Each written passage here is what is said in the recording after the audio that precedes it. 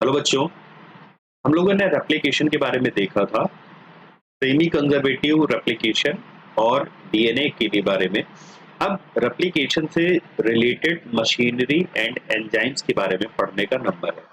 तो आइए इसके लिए मैं आपको ले चलता हूँ एक ब्लैंक पेज पे, जहाँ पर हम ज़्यादा अच्छे से बात कर पाएंगे कि यहाँ पर मशीनरी कैसे हायर की जाती है, कैसे लगती है और एंजाइम कौन-कौन से लगते हैं, उसके बारे में हमें पढ़ना है। आइए स्टार्ट करते हैं। ध्यान से देखिएगा यहाँ पर।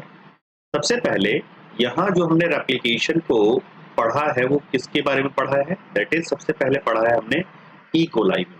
ई कोलाई का जो डीएनए होता है कैसे होता है? ट्रिपल सी डीएनए होता है, कोवलेंट, क्वाइल्ड एंड आपका सर्कुलर डीएनए, है ना। जैसे ई कोलाई की सेल हो गई इस तरीके से, और यहाँ पर ये डीएनए ऐसे पड़ा रहता है, यहाँ पे क्वाइल्ड हुआ, सर्कुलर। यहाँ एक रीजन है, इस रीजन को कहते हैं बच्चों जीनोफोर, है ना, या इसको बोलते हैं न्यूक्लियोइड। इस न्यूक्लियोइड रीजन में ही आपको ये डीएनए दिखेगा। इसके अलावा यहाँ पर एक्स्ट्रा क्रोमोसोमल भी मटेरियल मौजूद होता है, इसको कहते हैं बच्चों प्लाज्मिड। ये याद रखेंगे आप लोग। फिलहाल आइए ई कोलाई पे बात कर लेते हैं कि ई कोलाई में हम लोगों ने रेप्लिकेशन को देखा। तो अब यहाँ पर प्रोसेस की बात करेंगे। इसके डीएनए में सबसे पहली प्रोसेस क्या होगी? तो पहली सबसे जो प्रोसेस होती है उसे कहते हैं अनजिपिंग। क्योंकि डीएनए का मॉलिक्यूल काफी बड़ा है, तो उसे हम अनजिप करते हैं, मतलब खोलते हैं। अब खोलते कैसे हैं देखिएगा ध्यान से। जैसे इस तरीके का डीएनए मॉलिक्यूल है ना। यहाँ पे हमने बॉन्ड तोड़ दिए हैं और ये बॉन्ड लगे हुए हैं। मैं ड्रा करके आपको दिखा रहा हूँ। यहाँ पे हो जाएगा आपका 3 डैश, ये हो जाएगा 5 dash and here 3 dash and it is 5 dash and. तो यहाँ आपने देखा है कि हमने डीएनए को खोल लिया है। इस खोलने में जो एंजाइम यूज हुआ है, इसका इसी एंजाइम का नाम है बच्चों हेलिकेज। और डीएनए को एक स्पेसिफिक लोकेशन पे ही खोला जा सकता है। मान लीजिए ये काफी पूरा बड़ा डीएनए है, तो ऐसा नहीं है कि हम यहीं से खोलना स्टार्ट कर देंगे।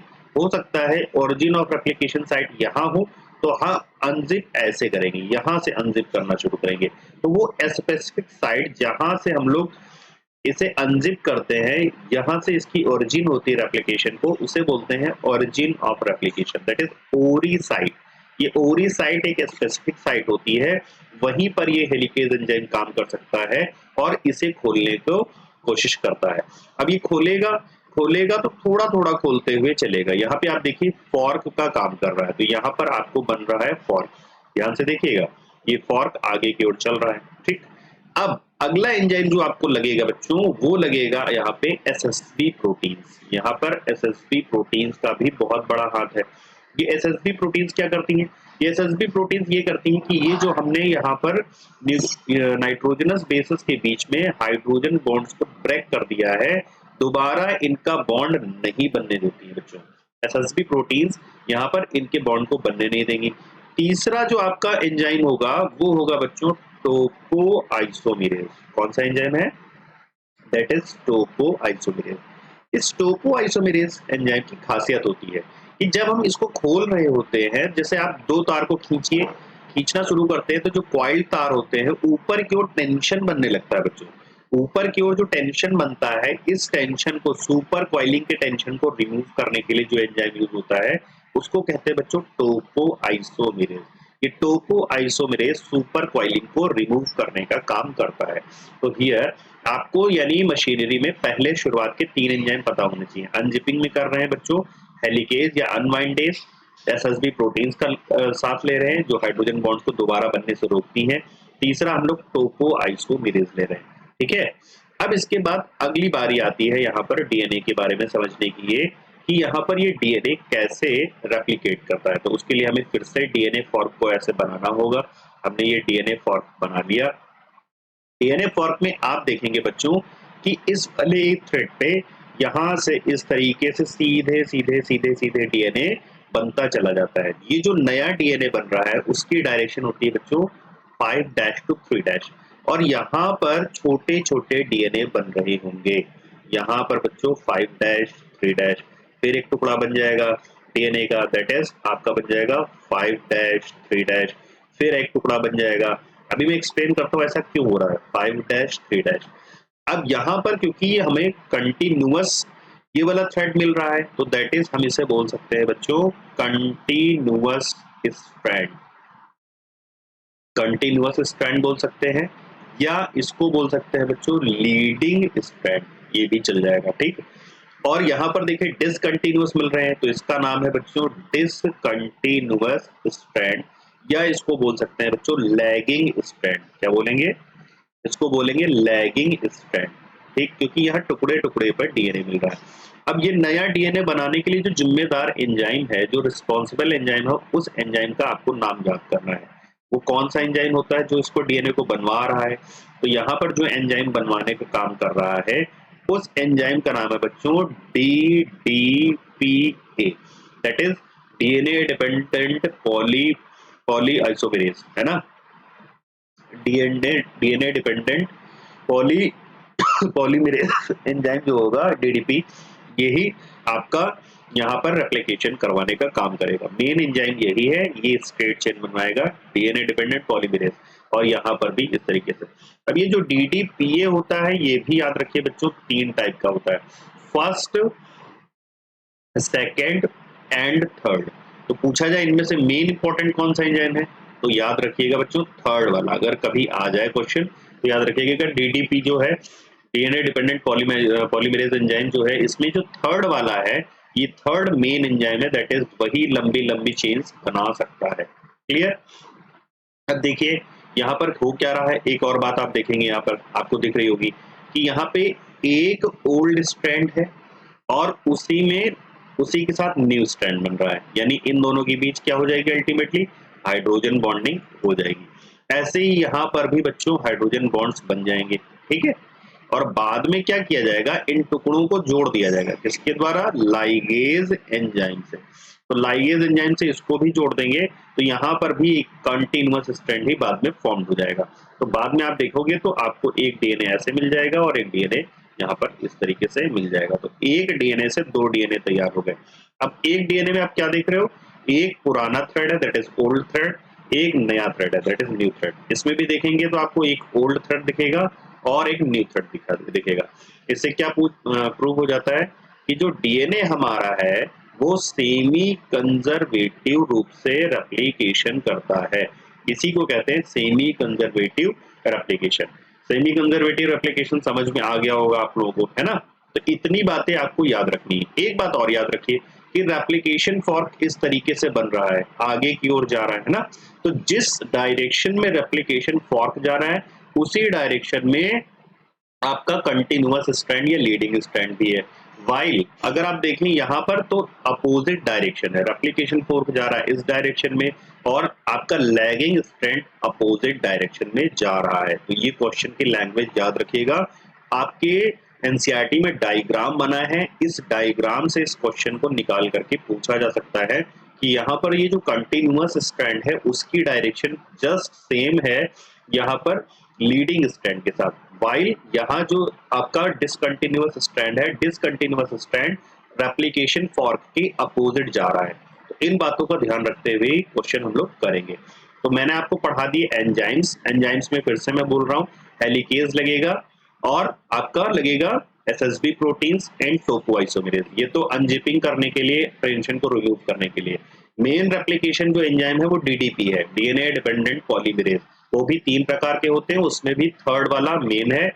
कंटिन्यूअस स्ट्रैंड, लीडिंग स्ट्रैंड बनते हैं, डिस्कंट या लैगिंग स्ट्रैंड बनते हैं। अब चलते हैं एनसीईआरटी की लैंग्वेज पे और पढ़ लेते हैं एनसीईआरटी को लाइन बाय लाइन, जिससे कि क्लियर हो जाएगा कि क्या यही कहने की कोशिश की है कि नहीं। ठीक है, देखते हैं। एनसीईआरटी कहती है कि जीवित कोशिकाओं में जैसे कि E coli process of replication require करती है सेट ऑफ कैटलिस्ट एंजाइम को। हम लोग एंजाइम को कैटलिस्ट बोलते आए हैं, ये बायोमोलिक्यूल में आपने सीखा था। यहाँ जो मेन एंजाइम है इसको हम रिफर करते हैं डीडीपी नाम से, it is DNA dependent DNA polymerase. Clear? क्योंकि हम डीएनए को यहाँ टेम्पलेट के रूप में यूज करते हैं, तो ये डीएनए डिपेंडेंट डीएनए पॉलीमरेज क्या करता है, ये कैटालाइज करता है polymerisation of deoxy nucleotide. DNA polymerase का काम क्या होता है, डीऑक्सी न्यूक्लियोटाइड्स को बार बार जोड़ना, ये मोनोमर यूनिट होती है, इसी को जोड़ जोड़ करके नया थ्रेड बनाया जाता है। अब ये जो एंजाइम है फर्स्ट सेकंड थर्ड, ये हाईली एफिशिएंट एंजाइम होते हैं और they have to catalyse polymerisation of large number of nucleotide in very short time.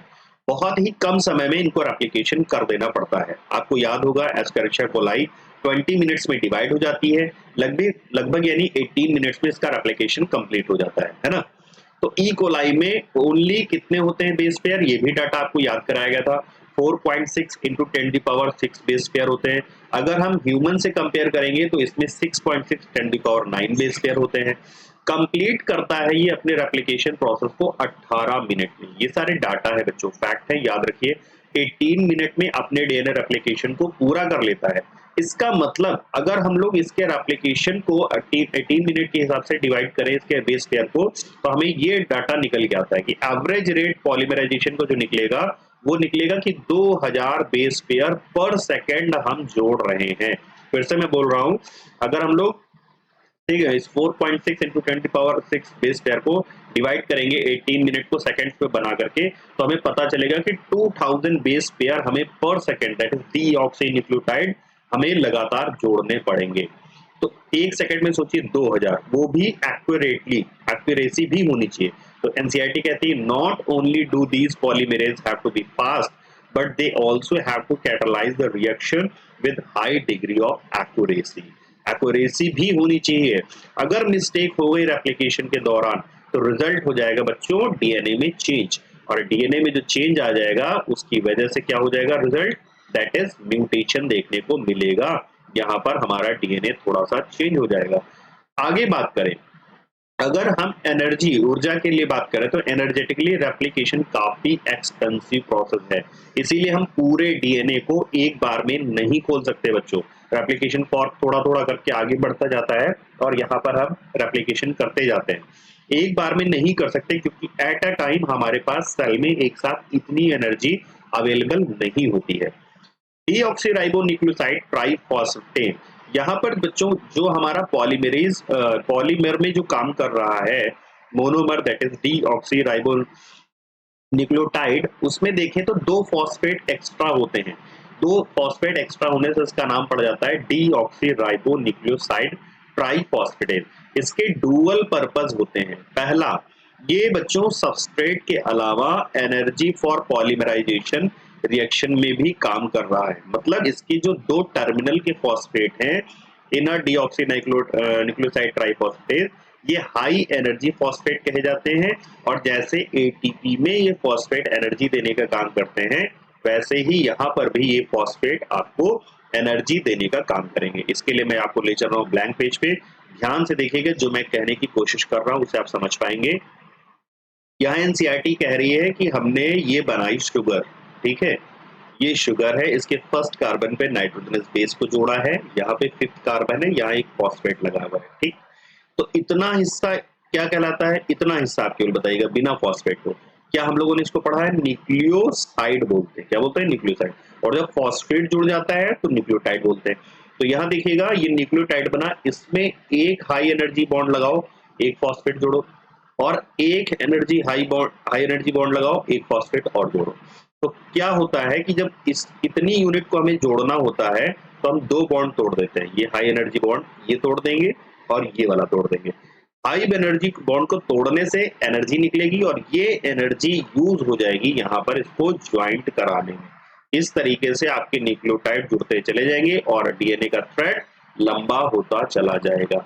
ऐसा ही यहाँ पर भी बच्चों देखने को मिलेगा, बस ये टुकड़ों टुकड़ों में प्रोसेस होती जा रही है क्योंकि रेप्लिकेशन फॉर्क पूरा एक साथ खुल नहीं सकता, और डीएनए डिपेंडेंट डीएनए पॉलीमरेज जो है उसकी डायरेक्शन ऑलवेज 5-3' रहती है। इस वजह से भी यहाँ डिसकंटिन्यूअस आपको देखने को मिल रहा है, ये रीजन आपसे पूछा जा सकता है।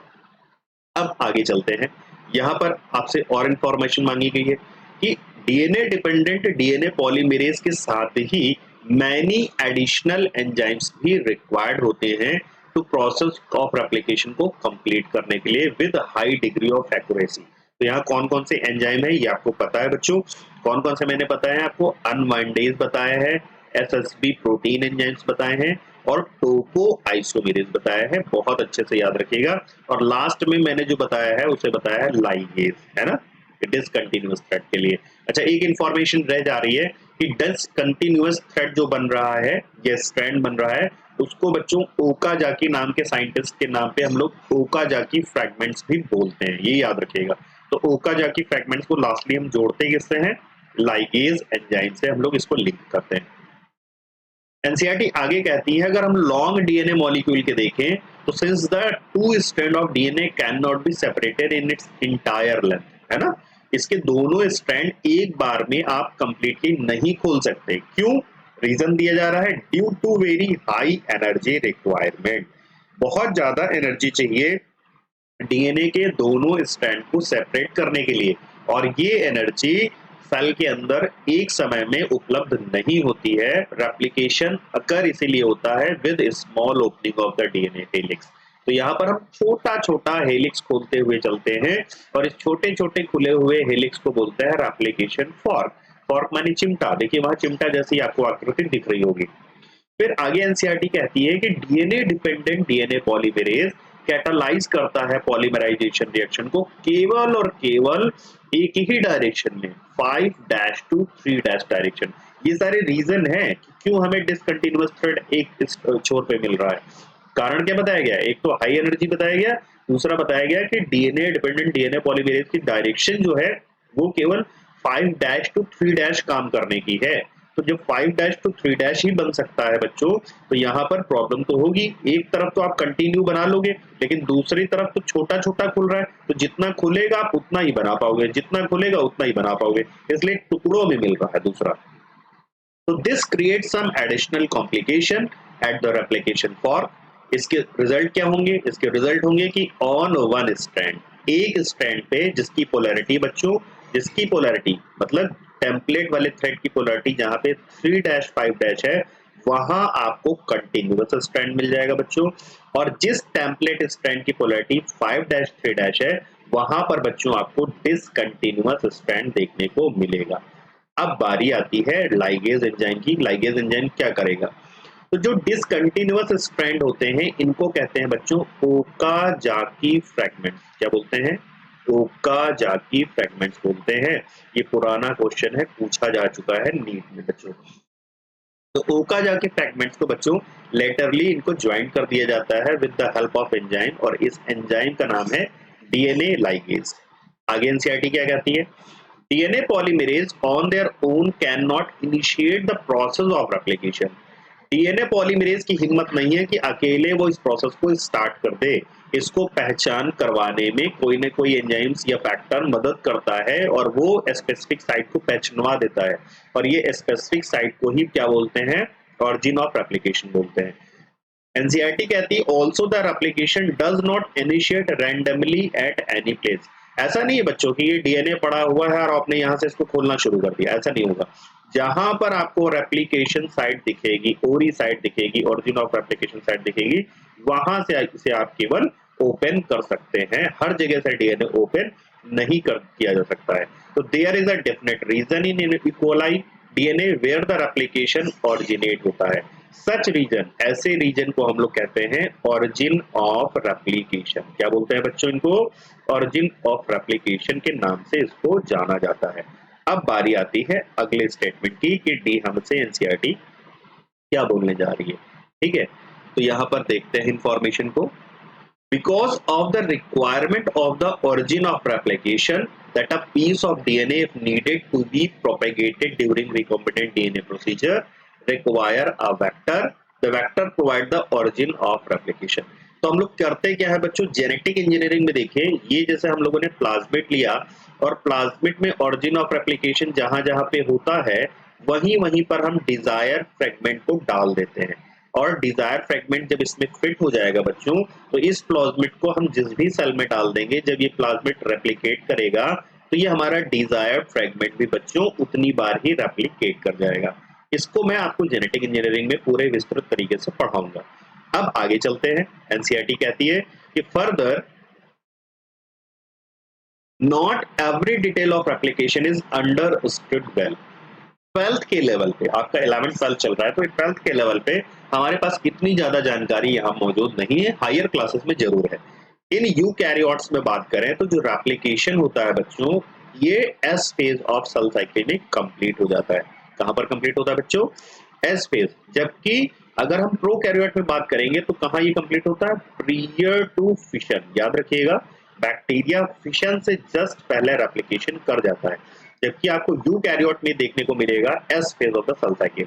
The replication of DNA and cell division cycle should be highly coordinated। ये भी बात है बच्चों कि डीएनए तो रेप्लिकेट हो गया है, लेकिन जब सेल डिवाइड करे तो उसमें ये डीएनए का अमाउंट बराबर बराबर जाए।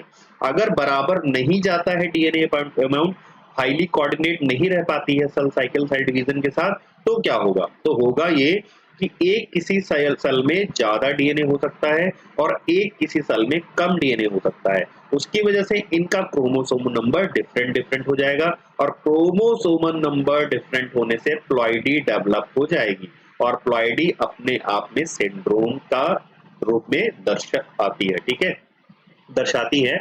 यहाँ पर फिजिकली आपको जो दिखेगा सिंड्रोम दिखेगा, बीमारियां दिखेंगे। अब failure in cell division after DNA replication result in the polyploidy, एक क्रोमोसोमल एनोमली है ये।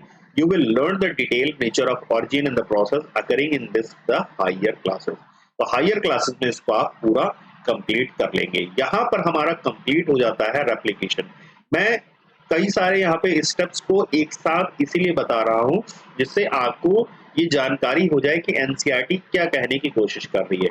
तो इस पेज को मैं टेलीग्राम पे डाल दूंगा, इस नोट्स को मैं यहाँ पे, और आप इसको देख सकते हैं, बना सकते हैं। इसको आप साफ सुथरे तरीके से बना लीजिए और ये आपको हेल्प करेगा कॉन्सेप्ट को समझने में। जब हम लोग इस चैप्टर को खत्म कर लेंगे तो हम लोग इसके बाद क्या करेंगे कि यहाँ के शॉर्ट नोट्स भी मैं डाल दूंगा, वो ज्यादा अच्छे तरीके से बने हुए होंगे। तो अब अगला हमारा जो टॉपिक रहेगा वो रहेगा ट्रांसक्रिप्शन। ट्रांसक्रिप्शन के लिए नया लेक्चर।